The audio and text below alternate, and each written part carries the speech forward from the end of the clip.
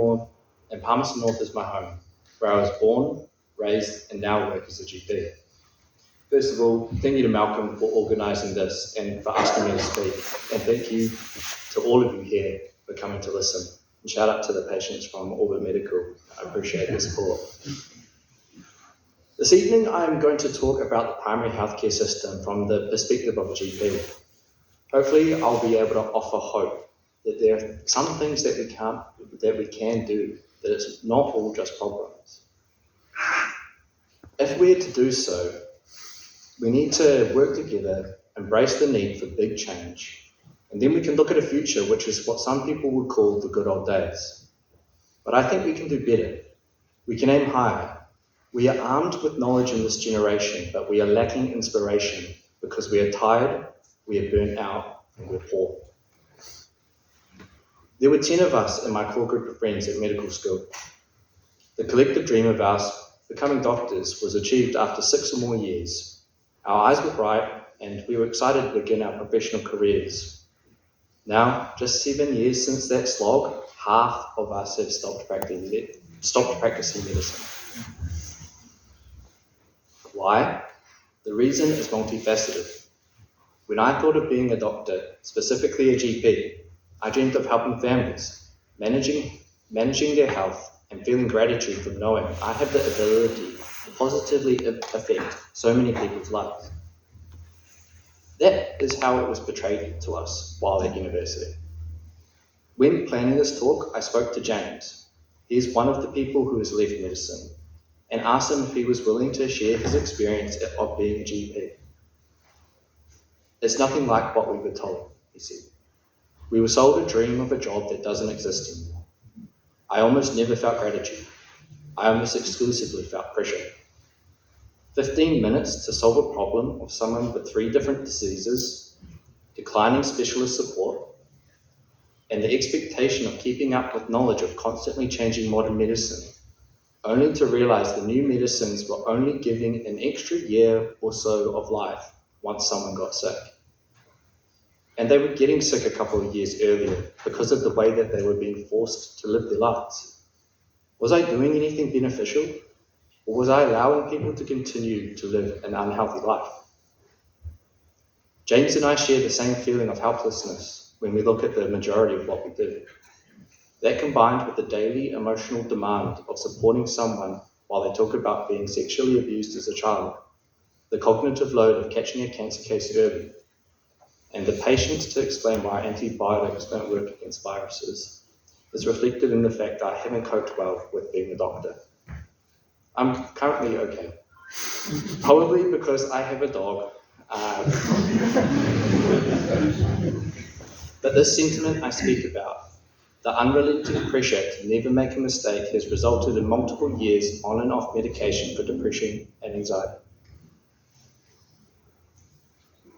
My father, who is sitting here in the audience, has witnessed his son, as a fully grown man, come to him crying on multiple occasions, questioning if I could continue to do this job. My mother has heard her son talk about things a parent never wants to hear. Can I continue in this work? Thank you for listening to me talk about my time as being a patient. Now, I spoke about hope at the beginning, and you must all be thinking about how dire this sounds. I'm getting there. I also spoke about working together, and that's where we'll start. So to work together, we first have to know and acknowledge each other.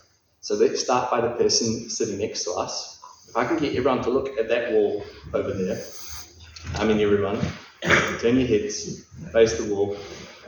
There you go. Yep, everyone's there. Now, to the people who are facing the wall, turn around and face the person who's going to be staring at the back of your head. Look at them, smile, acknowledge.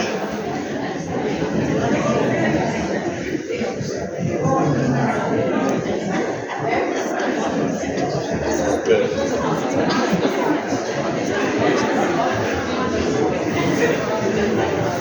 So we're all getting acquainted. All right. Now that the ice is broken, I would like to ask us to do something more personal, which will hopefully bond us together going forward. Please raise your hand if you have found yourself a patient of a long-term condition, a hospital admission, a cancer survivor.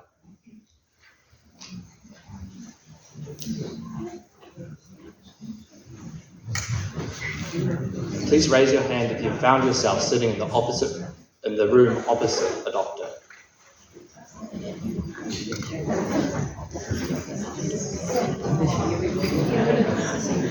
Now, with your hand, keep your hands raised.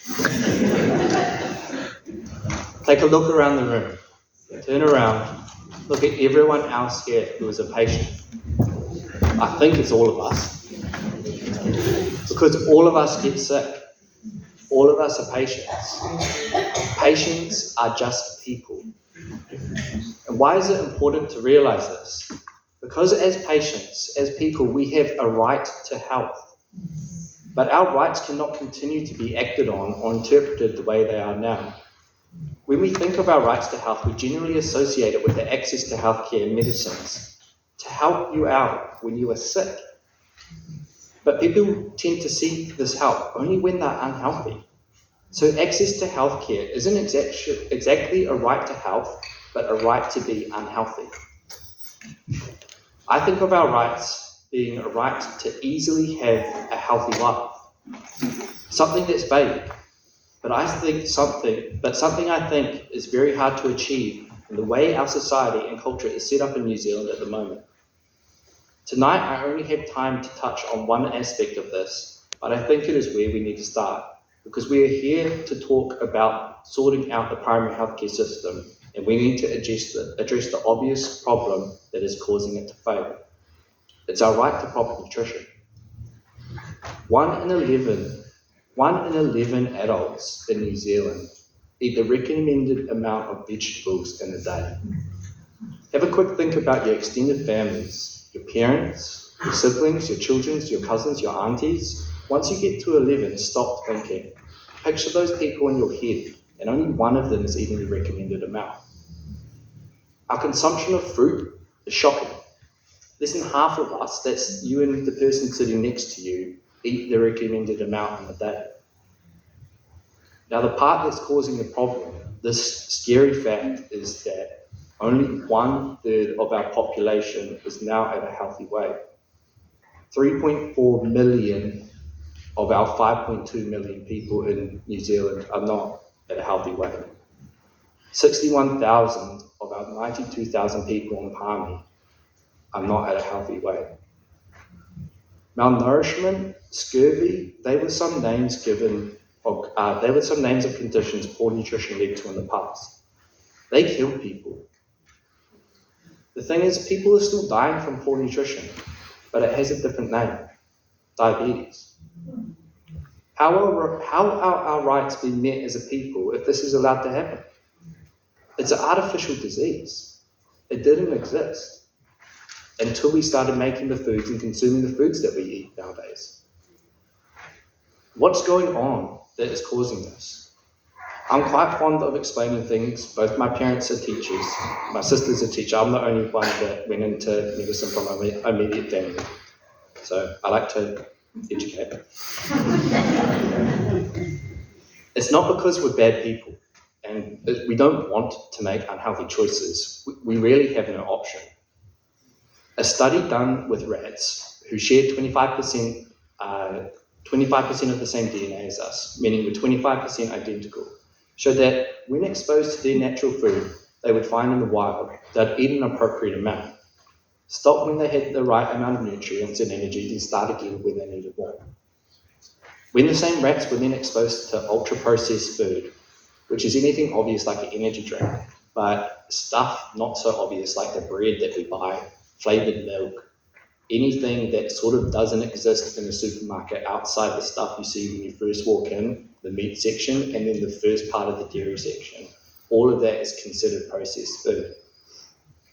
What they would do, the rats, they would binge. They would always choose the ultra-processed food over the natural food, and they always ate to excess. Why this happened was because their brains were not able to keep up with the calories flying in.